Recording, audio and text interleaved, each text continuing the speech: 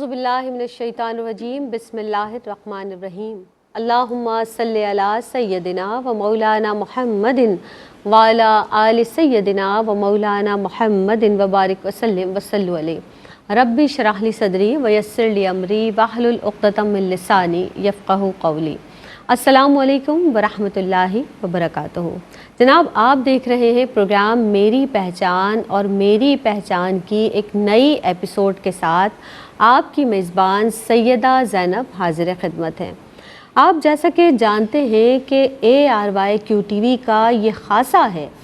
कि जब भी कोई ख़ास महीना या ख़ास दिन ख़ास शब आती है बिलख़ुसूस जिसमें एहतमाम किया जाता है अल्लाह रब्बुल इज़्ज़त को राज़ी करने का, अल्लाह के हुज़ूर गिड़गिड़ाने का, इबादत करने का, तो ARYQTV ख़ास एहतमाम करता है आपकी रहनुमाई के हवाले से। आज भी जनाब हम शब बराअत के ताल्लुक़ से कलाम करेंगे और आपकी रहनुमाई करेंगे और हमारे साथ स्कॉलर्स भी मौजूद हैं आपकी रहनुमाई के लिए। जनाब, ये जो खुसूसी अय्याम हुआ करते हैं ना, जिसमें अल्लाह की रहमतों का ख़ास नुज़ूल हुआ करता है, यानी ये ख़ास तौर पर जो ये रातें होती हैं जिसमें बंदा मोमिन अल्लाह को राज़ी करता है, अल्लाह का क़ुर्ब हासिल करता है, तौबा और इस्तग़फ़ार करता है, अल्लाह के हुज़ूर गिड़गिड़ाता है, माफ़ी मांगता है, अपने गुनाहों का एतराफ़ करता है, नवाफिल की अदायगी, कसरत से इबादत और बस अल्लाह को राज़ी करने की कोशिश करता है। ख़ास एहतमाम किया जाता है कि जनाब अपने लिए दुआ करें दराज़ी उम्र की, रिज़्क़ के ताल्लुक़ से, और उसके साथ साथ जनाब हम बात करते हैं इज्तिमाई इबादत की। इनफ़रादी इबादत का तो एहतमाम किया ही जाता है, लेकिन ख़ास तौर पर इज्तिमाई तौर पर भी इबादत का बिलखुसूस एहतमाम किया जाता है। तो अपने लिए भी दुआ किया करें और ख़ास तौर पर अपने प्यारों के लिए कि जो इस दुनिया में आपके प्यारे हैं, जो अहले इल्म हैं, जो तमाम मोमिन हैं, उन तमाम के लिए भी दुआ किया करें। तो ख़ास तौर पर जो अहले ईमान हैं वो एहतमाम करते हैं खुसूसी शब में कि इस तरह से इबादत करें। शब बरात के ताल्लुक़ से आज हम बात करेंगे और जनाब हमारे साथ हमारी रहनुमाई के लिए ARYQTV की मोस्ट सीनियर स्कॉलर हुआ करती हैं, मेरी पहचान की पहचान है जनाब डॉक्टर इम्तियाज़ जावेद खाकवी साहिबा, रौनक अफरोज़ हैं, खुशामदीद कहते हैं। अस्सलामु अलैकुम व रहमतुल्लाहि व बरकातुहू। वालेकुम अस्सलाम व रहमतुल्लाहि व बरकातुहू। आप खैरियत से हैं? अल्हम्दुलिल्लाह, दुआएं। और उनके साथ जनाब अगली नशिस्त पर रौनक अफरोज़ हैं सादिया सईद साहिबा, आज हमारी रहनुमाई के लिए ये भी तशरीफ़ फरमा है, इन्हें भी वेलकम करते हैं। अस्सलामु अलैकुम व रहमतुल्लाहि व बरकातुहू। वालेकुम अस्सलाम व रहमतुल्लाहि व बरकातुहू। सादिया खैरियत से हैं? अल्हम्दुलिल्लाह। आप आगाज़ कर लेते हैं सबसे पहले हमारी बहनों को, बच्चियों को, चूँकि ये प्रोग्राम हमारी जो बच्चियां हैं, नौजवान नस्ल है, ख़ास तौर पर बिलखुसूस बड़ी तवज्जो से देखती है। शब बारात को आपा शब बारात क्यों कहा जाता है और इस रात के और कौन कौन से नाम हैं, ये भी बताइएगा। शुक्रिया ज़ैनब। बिस्मिल्लाहिर्रहमानिर्रहीम। अल्लाह रब्बुल इज़्ज़त ने सूरह दुहान में इरशाद फरमाया, इन्ना अंज़लनाहु फ़ी लैलतिन मुबारका, सदक़ल्लाहु मौलाना अज़ीम। इसमें जो लैलतुल मुबारका कहा गया, बहुत से उलमा ने उससे मुराद ये 15 शाबान की रात ली है कि इसे अल्लाह रब्बुल इज़्ज़त ने मुबारक रात फरमाया है, और इसलिए भी कि इसमें कुरान मजीद का ज़िक्र हुआ कि हमने इसे उतारा है, जबकि लैलतुल क़द्र का भी आता है ज़िक्र। तो उलमा ये बयान करते हैं कि एक दफ़ा लौहे महफूज से आसमान दुनिया पर आना, तो ये एक नज़ूल है, और दूसरा लैलतुल क़द्र से फिर थोड़ा थोड़ा करके नीचे उतरना, आसमान ज़मीन पर आना नबी करीम अलैहिस्सलाम के कल्बे अतर पर। तो इस रात को मुबारक रात कहा गया, इससे मुराद 15 शाबान की रात है। जब बरात आपने कहा तो ये भी इसका एक नाम है। बरात का मतलब होता है बरी हो जाना, निजात पा जाना, क्योंकि ये वो रात है कि जिसमें गुनाहगारों की बख्शिश की जाती है। और हदीस मुबारक का मफ़हूम है कि इतनी ज़्यादा बख्शिश की जाती है कि बनी कल्ब की बकरियों के बालों के बराबर अल्लाह पाक गुनाहगारों को बख्श देता है, यानी ला तादाद हद में नहीं आता है, इतने लोग बख्शे जाते हैं इस रात में। फिर इसे दोज़ख से निजात की रात कहा जाता है बरात की वजह से कि इसमें जब गुनाहगार तौबा करते हैं, अपने रब से बख्शिश और मग़फ़िरत चाहते हैं, तो गोया दोज़ख से निजात का परवाना उन्हें मिल जाता है, इसलिए भी ये बरात है। तो गोया गुनाहों से पाक हो जाना, दोज़ख से रिहाई मिल जाना, اپنے گناہوں کے بوجھ سے اس کا چھٹکارا ہو جانا، اس لیے اس کو لیلۃ البرات کہتے ہیں۔ پھر اس کے اور نام جو موجود ہیں کتب میں اور اسلامی کتب میں، ان میں یہ کہ یہ لیلۃ الصک ہے، دستاویزات کی رات ہے۔ دستاویزات کی رات اس لیے ہے کہ دیکھیں ایک دنیا میں فنکشنز ہوتے ہیں، ایک آسمانوں پر فنکشن ہو رہا ہے، تو اس دن چونکہ فیصلے کیے جا رہے ہیں، یہ فیصلوں کی رات ہے، تو وہ فیصلے کر کے تو دستاویزات گویا فرشتوں کے حوالے کی جا رہی ہیں۔ جیسے آپ نے بھی ذکر کیا کہ مرنے والوں کے نام، آنے والوں کے نام، جنہوں نے اس سال میں آنا ہے دنیا میں، رزق کا فیصلہ ہو رہا ہے، تو یہ فیصلے اللہ رب العزت گویا حکم فرما کے انہیں فرشتوں کے سپرد کر رہے ہیں، تو اس لیے اسے لیلۃ الصک کہتے ہیں۔ پھر ایک اور نام اس کا لیلۃ الرحمت ہے، چونکہ اللہ رب العزت اس رات اپنی رحمت کے ساتھ اپنے بندوں کی طرف متوجہ ہوتا ہے اور اس کی رحمت گناہگاروں کو معاف کر رہی ہے اور قرب عطا کر رہی ہے اپنا، اس لیے اسے لیلۃ الرحمت بھی کہتے ہیں۔ اسی طرح اس کا نام لیلۃ المبارکہ، جیسے برکتوں والی رات ہے کہ اس رات عبادت کرو، اللہ سے اپنے گناہوں کو بخشوا لو اور اللہ رب العزت کے قرب کو پالو، اس کی محبت کو پالو، عبادت کرو، اللہ کے محبوب بندے بن جاؤ۔ تو اس لیے یہ رات لیلۃ المبارکہ بھی ہے۔ یہ رد اور قبول کی بھی رات ہے کہ اس رات بہت سارے لوگوں کو قبول کیا جاتا ہے اپنی محبوبیت کے لیے، اور بہت سارے ایسے لوگ ہیں جو اس دن بھی رد کر دیے جاتے ہیں۔ اللہ اکبر۔ پروردگار عالم کے حضور دعا گو ہوں کہ پروردگار ہماری عبادتوں کو قبول کر لے، بس ٹوٹی پھوٹی جو بھی چھوٹی موٹی عبادتیں ہیں پروردگار ان کو قبول فرما۔ ہمارے ساتھ سعدیہ موجود ہے۔ سعدیہ، جس طرح سے اہمیت کی بات ہوئی اور ناموں کے تعلق سے آپ نے ارشاد فرمائے کہ اس رات کے، اس شب کے اور کون کون سے نام ہیں، آپ یہ ارشاد فرما دیجئے قرآن اور حدیث کے روشنی میں کہ شب برات کی اہمیت اور اس کی فضیلت فرمائیے۔ بہت شکریہ۔ اعوذ باللہ من الشیطان الرجیم، بسم اللہ الرحمن الرحیم، مولاي صلی وسلم دائما ابدا علی حبیبک خیر الخلق کلہم۔ آپ نے بہت خوبصورت انداز سے بیان کیا اور سورہ دخان کا بہت تفصیلی انداز سے آپ نے جس طرح بیان کیا، تو سورہ دخان میں ہی یہ تمام آیات نازل ہوئی ہیں کہ اللہ رب العزت نے اس مبارک رات میں قرآن پاک کو نازل کیا اور اس رات میں ہر حکمت والے کام کو انجام دیا جاتا ہے۔ اب دیکھیے اللہ رب العزت نے قرآن پاک میں خود بتا دیا کہ یہ وہ مبارک رات ہے کہ جس میں ہر حکمت والا فیصلہ ہو جاتا ہے۔ لوح محفوظ پر ہر چیز اللہ رب العزت نے لکھ دی ہے۔ اس رات اللہ رب العزت آقا علیہ الصلوۃ والسلام کی حدیث پاک کے مفہوم کے مطابق فرشتوں کے سپرد کر دیا جاتا ہے وہ معاملہ کہ کس کو پیدا ہونا ہے، کس کی جان لینی ہے، کس کی روح قبض ہونی ہے، اور کس کا کون سا کام ہے، حج والوں کے نام اور دیگر تمام معاملات اللہ رب العزت اس دن لکھ دیتا ہے۔ یعنی حضرت عائشہ صدیقہ سلام اللہ علیہا نے آقا علیہ الصلوۃ والسلام نے فرمایا، میرے پاس حضرت جبرائیل علیہ السلام تشریف لائے اور انہوں نے 15 شعبان کے بارے میں جب بتایا تو حضرت عائشہ صدیقہ رضی اللہ تعالیٰ عنہ نے عرضی پیش کی، یا رسول اللہ صلی اللہ علیہ وآلہ وسلم، اس رات میں کیا؟ آقا علیہ الصلوۃ والسلام نے فرمایا، اس رات میں جتنے بچوں کو پیدا ہونا ہے اللہ رب العزت وہ بھی فیصلہ فرماتا ہے، جتنوں کی روح قبض ہونی ہے ان کا بھی فیصلہ فرماتا ہے، جتنے لوگوں کو حج کرنا ہے یا دیگر معاملات ہیں اللہ رب العزت ان سارے معاملات کو طے فرماتا ہے۔ تو یہ وہ مبارک والی رات ہے کہ اس میں موت و زندگی کی بھی فیصلے ہوتے ہیں، تمام حکمت والے کاموں کے بھی فیصلے ہوتے ہیں، اور اللہ رب العزت کے کرم سے اب آپ یہ دیکھیے جو شعبان کا مہینہ ہے یہ مشتق ہے تشعب سے، جس کے معنی شاخیں، اور یہ اتنا خوبصورت مہینہ ہے کہ اس کی شاخیں اتنی بڑھتی ہیں کہ ہمیں رمضان المبارک تک لے جاتی ہیں۔ تو ہمارے یہاں جو سلسلہ شروع ہوتا ہے، آپ معراج، شب معراج سے جو سلسلہ شروع ہوتا ہے، پھر یہ 15ویں شعبان کی جو شب آتی ہے، یہ وہ حکمت والی رات ہے کہ اس رات وہ کہتے ہیں نا کہ یہ نفل عبادت ہے، لیکن کوئی نہیں بھی کرتا تو اس پر یہ نہیں ہے کہ اس کو عذاب ہے، لیکن کہا یہ جائے گا کہ وہ ایک گولڈن چانس ہے جسے وہ مس کر رہا ہے، کیونکہ اس رات اللہ رب العزت، یوں تو اللہ رب العزت اپنے شایان شان ہر رات آسمان دنیا پر نازل ہوتا ہے، لیکن اس رات تو مغرب کے وقت سے ہی وہ رب آ جاتا ہے، آسمان دنیا پر آ جاتا ہے، اور پھر وہ فیصلے فرما رہا ہوتا ہے کون ہے جو مجھ سے رزق طلب کرے، کون ہے جو مجھ سے درازی عمر کی دعا کرے، کون ہے جو مجھ سے اچھائیاں طلب کرے۔ تو اللہ رب العزت تو خود فرما رہا ہے، مولا علی مشکل کشا فرما رہے ہیں کہ وہ رب فرما رہا ہے کہ کون ہے جو مجھ سے مانگے میں دوں گا۔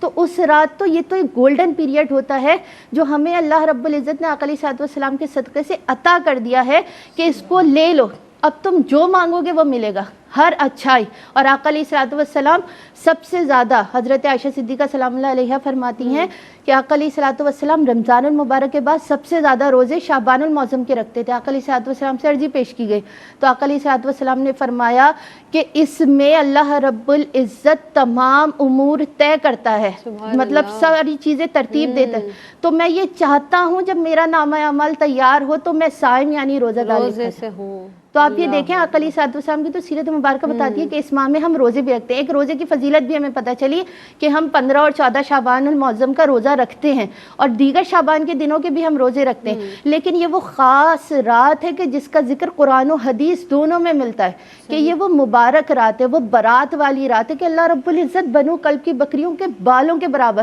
اور یہ وہ قبیلہ ہے کہ مکے میں سب سے زیادہ بکریاں ان کے پاس تھیں، تو ان کے بالوں کی تعداد سے بھی زیادہ کو جہنم سے آزاد فرماتا ہے۔ تو پھر ہم کیوں یہ گولڈن چانس مس کر دیتے ہیں کہ ہم اس رات اس طرح سے حاضر ہی نہیں ہوتے۔ اگر ہم صمیم قلب سے اس رات حاضر ہوں تو یہ ناممکن ہے کہ رب عطا کرنے پہ قادر ہے اور آپ مانگیں اور وہ عطا نہ کرے، وہ تو عطا کرنے پر قادر ہے، لیکن ہم نے مانگنے کا طریقہ چھوڑ دیا ہے۔ آج بھی اگر ہم لوٹ آئے نا اور سرکار کی سیرت مبارکہ کے مطابق کہ ہم بھی اسی طرح روزہ رکھیں، ہم بھی اسی طرح نوافل کا اہتمام کریں، ہم بھی رب کے آگے گڑ گڑائیں کہ رب تیرے سوا تو کوئی نہیں ہے، تو ہی دینے پر قادر ہے، تو ہی سب کچھ کر سکتا ہے۔ تو یہ وہ مبارک رات ہے کہ اللہ رب العزت اس رات فیصلے فرماتا ہے، تو اپنے لیے اچھائیاں لکھوا لیجئے کہ وہ رب اب جو آنے والی ہماری زندگی کے لمحات ہیں اس میں ہمیں لوگوں کے لیے مخلص بنا، لوگوں کے کام آنے والا بنا، اور اپنے سوا کسی کا محتاج نہ رکھ، اور اپنی عبادت کرنے کی ایسی توفیق عطا فرما کہ اللہ رب العزت کی عبادت سے کبھی بھی غفلت نہ برتے۔ سبحان اللہ، یعنی اس پروردگار عالم کے حضور سربس سجود ہو جائیے،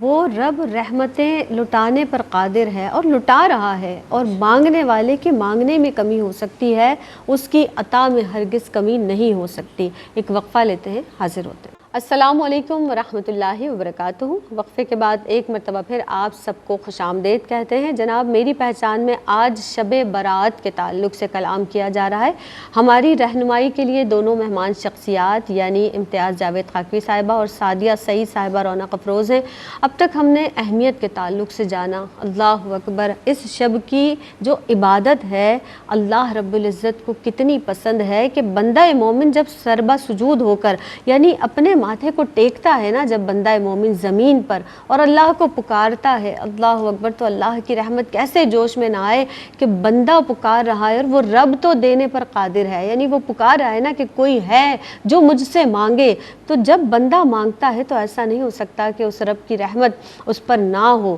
اللہ اکبر، پروردگار عالم ہمیں اس طرح سے عبادت کی توفیق عطا فرمائے کہ جیسا کہ عبادت کرنے کا حق ہے۔ اور ماہ شعبان المعظم کے جو یہ روزے ہیں اور یہ جو تمام دن ہیں 15 شعبان کے حوالے سے آج ہم خصوصی طور پر بات کر رہے ہیں، ماہ رمضان المبارک کے روزوں کے بعد افضل ترین روزے فرمایا گیا ہے۔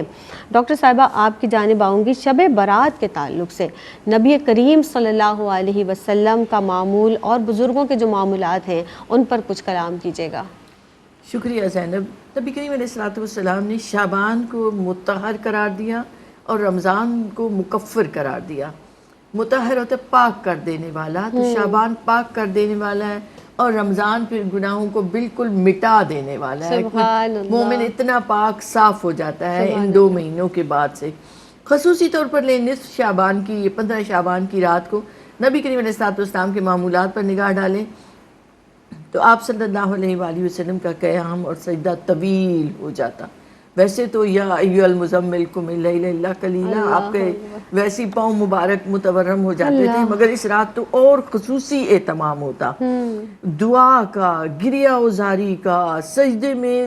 سر رکھ کے آپ ایسے گم ہو جاتے تھے کہ ام المومنین سیدہ عائشہ صدیقہ رضی اللہ عنہا فرماتی ہے کہ مجھے ڈر لگا کہ کہیں روح پرواز تو نہیں کر گئی، اور میں نے وہ انگوٹھا ہلا کے پاؤں کا دیکھا تو اتنا زیادہ آپ کا سجدہ لمبا ہو جاتا، طویل ہو جاتا، قیام طویل ہو جاتا۔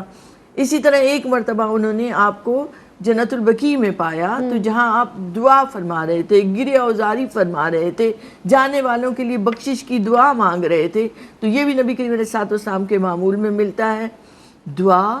گریہ، طویل قیام، طویل سجدے، یعنی نوافل کا اہتمام، خصوصی طور پر شب بیداری کا اہتمام، وہ بھی اس رات نبی کریم علیہ السلام کے معمول میں ہے۔ اسی طرح قبرستان جانا، اور تیسری چیز کہ روزہ رکھنا، یہ پہلے بھی ذکر ہو چکا ہے، اور باقی بزرگان دین کو لیں تو چونکہ شعبان کا مہینہ یہ وہ ہے جس میں آیت صلاۃ اتری، تو امام حسن علیہ السلام کے بارے میں آتا ہے کہ وہ رات کے 3 حصے کر لیتے، ایک حصے میں درود پاک پڑھتے، ایک حصے میں استغفار کرتے، اور ایک حصہ نماز کے لیے رکھتے۔ اسی طرح انیت الطالبین میں آتا ہے کہ شعبان کا لفظ ہی یہ بتاتا ہے کہ یہ کتنے شرف والا مہینہ ہے، تو اس شرف والے مہینے کی عزتوں کو آپ لیتے ہیں تو آپ خود عزت والے ہو جاتے ہیں۔ تو اس لیے اس رات میں عبادت کرنا اور روزہ رکھنا اگلے دن مستحب ہے، اور چونکہ نبی کریم علیہ السلام کے ویسے بھی معمول میں رہتا تھا 13، 14 اور 15 کا روزہ رکھنا، ایام 20 کا، اس لیے بھی روزہ رکھا جاتا ہے۔ اس کے علاوہ یہی کہ نوافل کا اہتمام کثرت سے بزرگوں کا ملتا ہے، شب برات کا ہر گھر میں، ہر علاقے میں خصوصی اہتمام کے ساتھ انفرادی خلوت میں بھی محافل اور وہ نوافل کا اہتمام ہوتا تھا، اور اجتماعی طور پر بھی محافل کا کہ جن میں مل کر دعا کی جاتی تھی تاکہ اللہ کی رحمت سب پر برسے۔ سبحان اللہ۔ اب آپ نے ذکر کیا قبرستان جانے کے تعلق سے، سعدیہ میں آپ سے یہ پوچھوں گی کہ 15 شعبان کو لاکھوں مسلمان قبرستان جاتے ہیں، دعائے مغفرت کرتے ہیں اپنے سے جدا ہونے والوں کے جو اپنے عزیز و قارب ہیں، مسلمانوں کے اس معمول کو کیسے دیکھتی ہیں، کیا کہیے گا؟ بسم اللہ الرحمن الرحیم۔ 15 شعبان المعظم کو قبرستان جانا آقا علیہ الصلوۃ والسلام کی سنت مبارکہ میں سے ہے۔ آقا علیہ الصلوۃ والسلام، اور وہ حدیث مبارکہ بھی ہم نے پہلے بھی ذکر کی، لیکن میں دوبارہ اس کو ذکر کرنا چاہوں گی کہ حضرت عائشہ صدیقہ سلام اللہ علیہا سے روایت ہے کہ آقا علیہ الصلوۃ والسلام جنت البقیع میں تشریف فرماتے۔ حضرت عائشہ صدیقہ سلام اللہ علیہا جب تشریف لے گئیں تو آپ نے عرضی پیش کی، تو آقا علیہ الصلوۃ والسلام نے فرمایا کہ آج کی شب وہ شب ہے کہ اللہ رب العزت آج کی شب بنو کلب کی بکریوں کے بالوں کے برابر جہنم سے آزادی، خلاصی عطا فرماتا ہے۔ تو آپ یہ دیکھیں گے آقا علیہ الصلوۃ والسلام جنت البقیع تشریف لے گئے، اور جو لوگوں کا معمول ہے کہ وہ قبرستان جاتے ہیں، تو قبرستان جانا پہلی بات کہ آقا علیہ الصلوۃ والسلام کی سنت مبارکہ ہے اس رات جانا، اور جو آپ کے پیارے بچھڑ جاتے ہیں آپ ان کے لیے جا کر اصال ثواب، اصال ہدیہ کا اہتمام کرتے ہیں، اور آقا علیہ الصلوۃ والسلام نے بھی دعا فرمائی امت کے لیے۔ تو یہ ایک سنت ہے کہ انسان صرف اپنے لیے نہیں بلکہ اپنے سے بچھڑنے والوں اور جتنے رہ گئے ہیں ان کے لیے بھی، کیونکہ دیکھیے یہ ابھی ہم نے آغاز میں بات کی نا کہ وہ حکمت والی رات ہے، تو اس میں صرف انسان اپنے لیے نہیں مانگتا، اپنے سے جڑے تمام رشتے اور کل امت کے لیے دعا مانگنے کا حکم ہے کہ آپ سب کے لیے دعا مانگیں، کیونکہ جب آپ سب کے لیے دعا مانگتے ہیں تو اللہ رب العزت جو آپ کے دل میں رہ جاتی ہیں دعائیں ان کو بھی پوری کر لیا کرتا ہے۔ صرف انسان اپنے لیے حریص نہ ہو بلکہ ہر ایک کے لیے ہو۔ تو قبرستان جانا تو سرکار دو عالم صلی اللہ علیہ وآلہ وسلم کی سنت ہے۔ یہاں سے ایک میسیج دینا چاہوں گی میں کہ دیکھیے قبرستان اس رات میں جانا افضل ہے، سنت ہے، لیکن گاہے بگاہے بھی جانا چاہیے، اور جا کر اس چیز کو یاد کرنا چاہیے۔ قرآن پاک میں وہ رب فرما رہا ہے الہاکم التکاثر حتی زرتم المقابر، کہ تمہیں مال کی ہرس نے ایسا حریص کر دیا کہ تم بھول گئے کہ تمہیں اس جہاں سے جانا ہے، اور اس جہاں سے تم جاؤ گے تو تمہارا کیا انجام ہے۔ تم نے اس چیز کو اپنے دل سے نہیں مانا،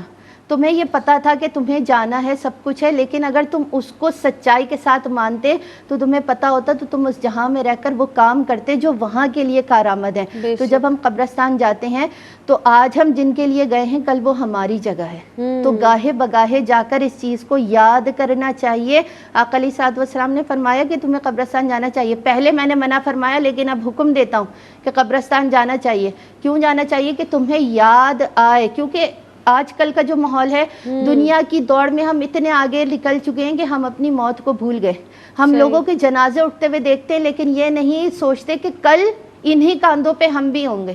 ہم صرف دنیا کے ہو کر رہ گئے ہیں، ہمیں آخرت کی پرواہ نہیں ہے۔ تو ہمیں یہ آقا علیہ الصلوۃ والسلام کی سیرت درس دیتی ہے کہ آپ 15 شعبان المعظم کو اہتمام کریں، حکم ہے، وہ خاص رات ہے۔ آغاز میں نے بات کی نا، وہ گولڈن دن ہے آپ کا، آپ اس رات اللہ رب العزت سے سب کچھ مانگیں، اپنی یہ دعا ضرور کریں کہ وہ رب زندگی دے شان والی، موت ایمان والی، اللہ اکبر، کہ آمین، ایمان کے بغیر آمین۔ کچھ بھی نہیں ہے۔ بے شک۔ آقا علیہ الصلوۃ والسلام کا یہ مہینہ ہے، درود و سلام کا اہتمام کریں۔ آپ قبرستان بھی جاتے ہیں تو سورہ فاتحہ کا اہتمام، سورہ یاسین پڑھتے ہیں، دیگر کلمات پڑھتے ہیں، اور دیکھیے انسان کے اس جہان سے جانے کے بعد تمام اعمال رک جائیں گے، لیکن 3 اعمال جاری رہیں گے، ایک صدقہ جاریہ، ایک علم نافع، اور ایک نیک اور صالح اولاد۔ تو اپنے پیچھے وہ تربیت بھی کریے، اور جب جا رہے ہیں تو آپ جس کے لیے پڑھیں نا، اللہ رب العزت وسیلہ بنائے گا۔ بے شک، لیکن انسان کو اپنی موت کو نہیں بھولنا چاہیے۔ یہ دن ہمیں میسج دے رہا ہے کہ لاکھوں لوگ تو جاتے ہیں، پھول بھی ڈالتے ہیں، ہم مثال ہدیہ بھی کرتے ہیں، سب کچھ کرتے ہیں، لیکن کیا ہم اپنے دل کی طرف جھانکتے ہیں کہ آج جو اس زیر زمین ہے کل ہمیں جانا ہے؟ تو اللہ رب العزت سے اس رات یہ خاص دعا کریں کہ وہ رب ہمارے لیے بھی ایسے وسیلے بنائے کہ یہاں رہ جانے والے ہمیں اتنے خوبصورت الفاظ سے یاد کریں کہ اس کا ثواب ہمیں قبر میں ملے، کیونکہ ہمارے اعمال یہیں رک جائیں گے، جو ہم چھوڑ کر نیک نیتی جائیں گے نا وہی کام آئے گی۔ تو اللہ رب العزت یہ جو مال کی محبت ہے نا، وہ بھی حکم ہے کہ مال وہ ہے جو صدقہ کر کے تم نے آگے بھیج دیا یا جو کھا کے ختم کر دیا۔ تو اتنا اپنے ہاتھ سے صدقہ کر جائیں کہ اللہ رب العزت کے ہاں وہ پہاڑ بن جائے، کہ کل آپ اپنے صدقے کے سائے تلے ہوں، کہ اللہ رب العزت آپ کو وہ انعامات عطا کر دے آپ کے اعمال پر، کہ آپ کے پیچھے رہ جانے والے جب اس کو اچھے مصرف میں استعمال کریں تو اس کا اجر آپ کو قبر میں ملے۔ تو اللہ رب العزت ہمیں توفیق عطا فرمائے کہ ہم دوسروں کے لیے بھی دعا کریں اور اپنے لیے بھی قبر کی ٹھنڈک کو مانگیں۔ الہی آمین۔ بڑی پیاری بات، بہت اچھا کلام آپ نے ارشاد فرمایا سعدیہ، کہ در حقیقت بات تو یہی ہے کہ جب ہم دنیا سے رخصت ہوں، جب ہم دیکھتے ہیں نا جانے والوں کو اور لوگ ان کو اپنے کاندھوں پر اٹھا کر لے جا رہے ہوتے ہیں، تو شاید ہمارے ذہن میں ہوتا ہے کہ بس اسی نے جانا ہے، ہم نے نہیں جانا ہے، لیکن وہ وقت ہے اپنی موت کو یاد کرنے کا، اور قبرستان جا کر بھی اپنی موت کو یاد کیا جاتا ہے یقینی طور پر، کہ ہم وہاں جا کر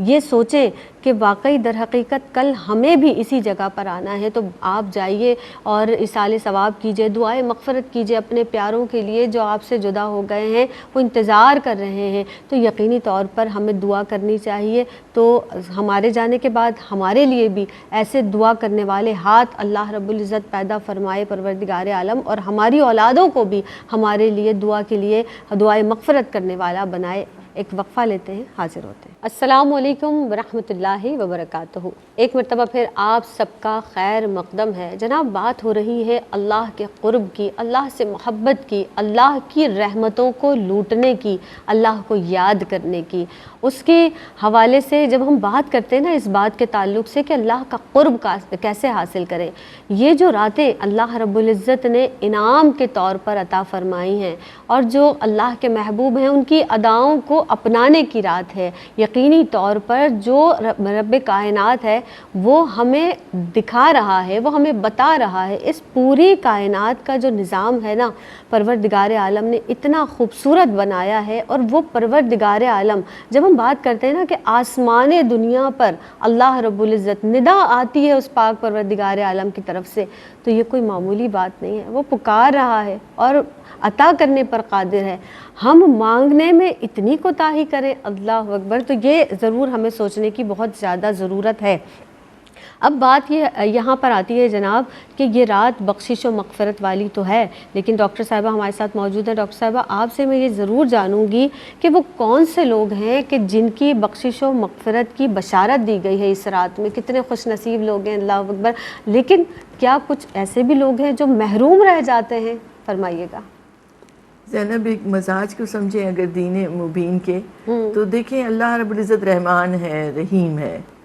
محبت کرتا ہے 70 ماہوں سے بڑھ کر اپنے بندوں سے، اور ہر گناہ معاف ہو جاتا ہے اگر ہم ندامت کے ساتھ توبہ کر لیں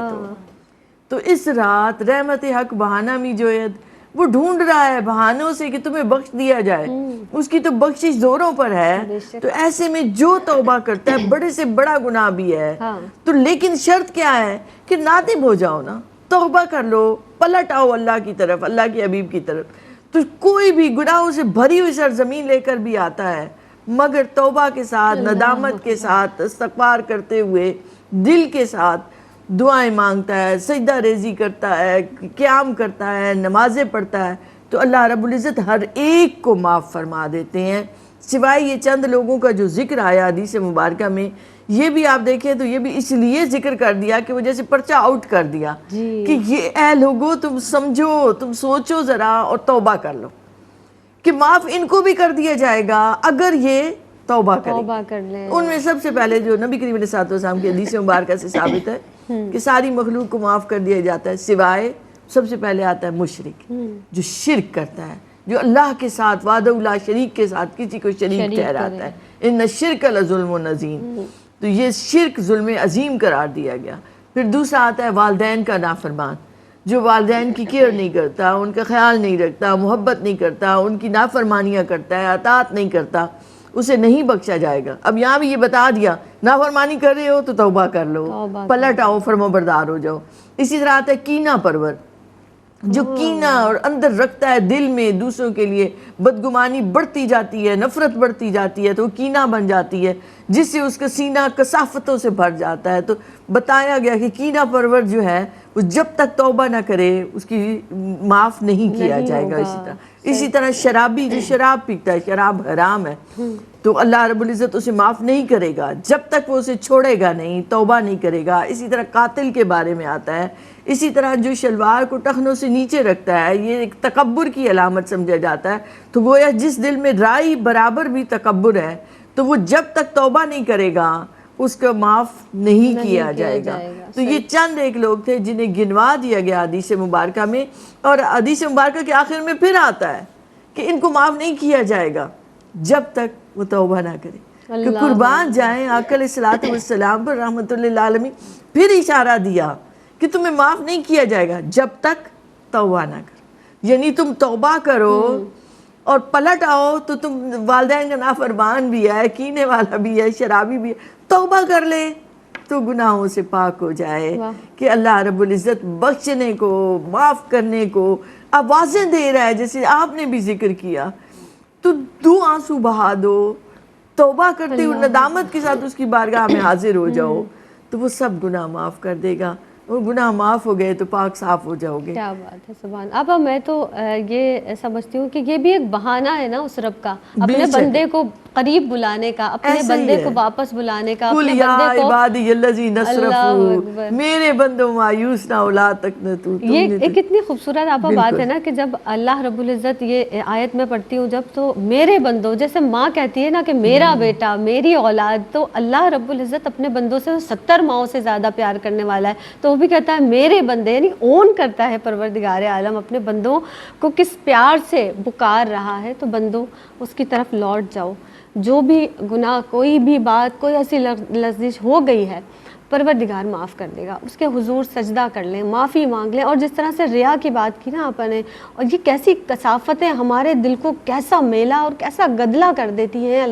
کہ پروردگار عالم ان چیزوں کو پسند نہیں فرماتا، لیکن مجھ سمیت ہمارے اندر ہیں یہ کوتاہیاں، مان لیجئے، اقرار کر لیجئے، پھر توبہ کر لیجئے، پلٹ آئیے، وہ معاف کر دے گا وہ رب کائنات۔ تو اللہ رب العزت ہمیں بھی معاف فرمائے۔ سعدیہ، ہماری بہنوں کی رہنمائی کے لیے مزید آپ کیا فرمائیں گی کہ اور کیسے معاملات کریں، کیا کیا اس دن میں، اس شب میں خاص طور پر اپنے رب کو کیسے راضی کریں، یہ ارشاد فرما دیجئے، اس شب کو کیسے گزاریں، کیا کہیے گا؟ بسم اللہ الرحمن الرحیم۔ دیکھیے اس شب کا اہتمام تو آقا علیہ الصلوۃ والسلام کی احادیث مبارکہ قرآن پاک سے ہمیں پتہ چلا، بزرگان دین کا بھی معمول رہا ہے کہ وہ اس رات کا بہت خوبصورت اہتمام کیا کرتے تھے، نیا لباس پہنا کرتے تھے، خوشبو لگایا کرتے تھے، مسجدوں کی طرف جایا کرتے تھے، اجتماعات منعقد ہوتے تھے۔ تو یہ ساری چیزیں بزرگان دین سے بھی منقول ہیں۔ اب جہاں تک خواتین کی بات ہے تو دیکھیے خواتین ایک گھر کی چار دیواری میں رہ کر وہ عبادت کا اہتمام کریں، خوبصورت لباس پہنیں۔ جب رب کی، ہم دنیا میں کسی کے بھی سامنے جاتے ہیں تو ہم ایسے جانا پسند نہیں کرتے جب تک ٹپ ٹاپ میں نہ ہو، اور وہ بارگاہ جو ہر بارگاہ سے اعلیٰ ترین بارگاہ ہے اس میں کھڑے ہوں، تو پھر ہم ایسے ہی تو اچھا سا لباس زیب تن کریں، خوشبو لگائیں، پھر اس بارگاہ میں ایسے جھکیں کہ رب، وہ کہتے ہیں نا کہ اگر کوئی کسی کو تھوڑی دیر کا موقع دے کہ اتنی دیر کی بادشاہت آپ کی ہے، جو چاہے وہ لے لو، تو وہ جو ٹائم ہے نا کہ اللہ رب العزت آسمان دنیا پر جلوہ افروز ہے، وہ کہہ رہا ہے جو لینا ہے لے لو، ہاں۔ تو پھر ایسے اس رب سے مانگو کہ بس آج جو مانگنا ہے وہ مانگ لینا ہے کہ رب تو عطا کرنے پر قادر ہے، ہمارے مانگنے میں کمی آ سکتی ہے، تیری عطا میں کمی نہیں آ سکتی، تو عطا کرنے پر قادر ہے، تو قادر مطلق ہے۔ ہاں، اس رات کے لوگ اہتمام کرتے ہیں، سب سے پہلی بات کہ دن میں روزے رکھیں، رات میں نوافل ادا کریں، اور نوافل کے ساتھ ساتھ میں میسیج دینا چاہوں گی کہ جن کی قضا نمازیں رہ گئی ہیں وہ قضا نمازوں کی بھی گنتی کو مکمل کریں، اور قضا نمازوں کی گنتی اس لیے مکمل کریں کیونکہ دیکھیں نوافل اللہ رب العزت کل قیامت کے دن اگر کسی کے فرائض میں کمی بیشی ہوگی تو نوافل تقویت دیں گے، لیکن اگر کسی نے قضا نمازیں ادا ہی نہیں کی تو نوافل تقویت نہیں دیں گے۔ تو نوافل پڑھیں، ضرور پڑھیں، اور اجتماعی جہاں عبادت ہو رہی ہو نا، دیکھیں اللہ رب العزت کی ایک پکار، ایک صدا ہے، اور وہ رب توفیق دے رہا ہے، تو کسی عبادت میں پیچھے نہیں رہے، لیکن ساتھ ہی اپنے قضا نمازوں کو بھی مکمل کریں کہ اللہ رب العزت نے ہمیں توفیق دے دی اپنے آگے جھکنے کی، تو پھر ایسے جھکیں کہ وہ کہتے ہیں نا بزرگان دین کے دو طریقے، ایک وہ ہے کہ جو اللہ رب العزت پہ سب کچھ چھوڑ دیتا ہے، ایک وہ ہے جو اللہ کے لیے سب کچھ چھوڑ دیتا ہے۔ تو اللہ رب العزت کی بارگاہ میں ایسے خوبصورت انداز سے حاضر ہوں، خالص نیتی کے ساتھ حاضر ہوں، دل سے کینہ، بغض، حسد اور پھر لوگوں کے خیالات نکال کر اس بارگاہ میں حاضر ہوں، پھر چاہے آپ صرف 2 نفل پڑھیں،